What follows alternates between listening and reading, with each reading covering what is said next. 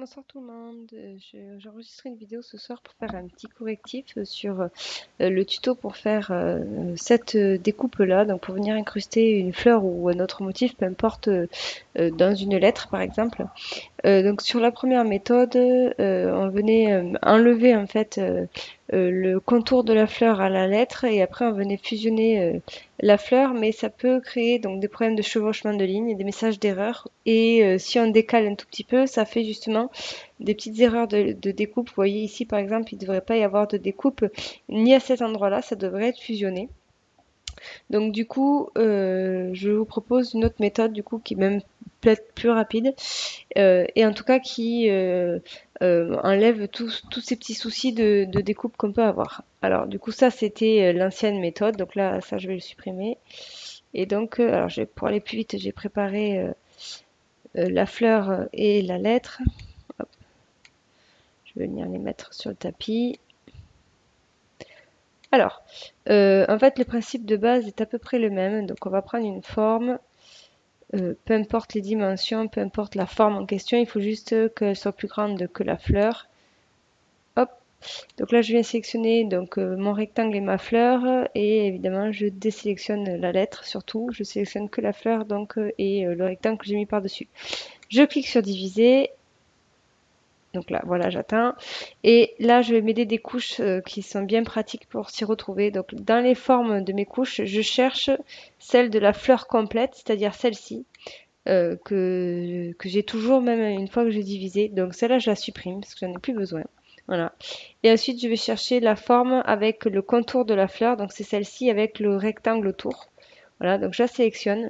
Je clique une deuxième fois pour avoir accès aux points. Et j'efface les points donc, qui forment le rectangle. Donc ça, c'est un peu le même principe que dans l'autre tuto. Sauf que dans l'autre tuto, on le faisait sur une copie. Là, on le fait directement sur la fleur. Et en fait, c'est la fin qui va changer. Vous allez vite comprendre. Voilà, donc là c'est fait. Donc là maintenant pareil, je m'aide toujours des couches qui sont bien pratiques. Donc je maintiens cette forme-là sélectionnée et je sélectionne également la lettre. Donc pour les sélections multiples, j'ai fait un tuto récemment. Donc si vous avez besoin de savoir comment on fait pour sélectionner plusieurs éléments en même temps, ben, je vous renvoie sur ce tuto que j'ai mis sur YouTube qui peut facilement aider. Alors, une fois que ces deux formes sont sélectionnées, ici, donc je viens les fusionner.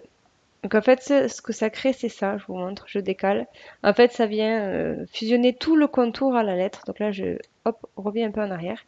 Alors, on pourrait s'arrêter là, tout grouper, je sélectionne tout, hop, je groupe et j'envoie à la découpe. C'est pas gênant, d'accord, ça marchera très bien. Simplement, si on veut avoir une idée du rendu final avec le remplissage, si on le fait, n'importe quoi, je vais remplir cette couleur.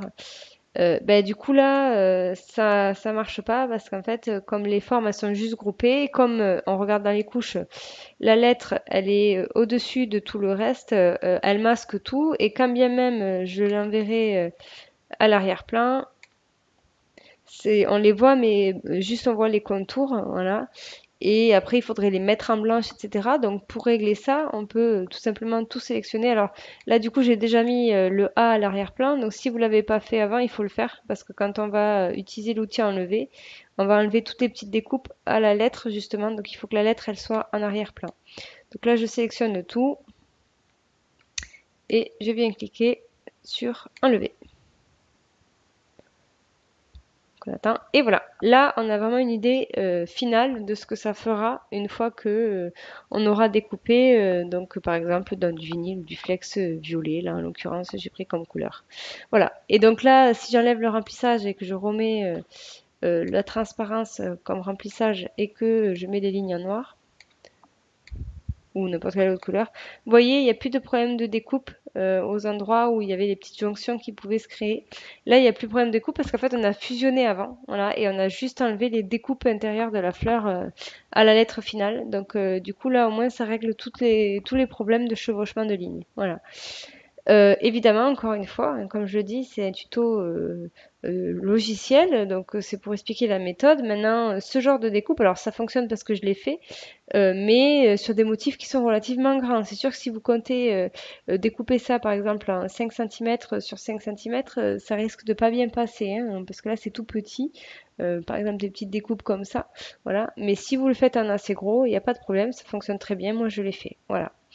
J'espère que du coup cette nouvelle méthode vous sera utile et donc je pense que je vais remplacer l'ancien tuto par celui-ci, comme ça au moins il n'y aura pas de problème, les personnes seront orientées directement vers celui-ci. Voilà. Et je vous dis à bientôt pour une nouvelle vidéo.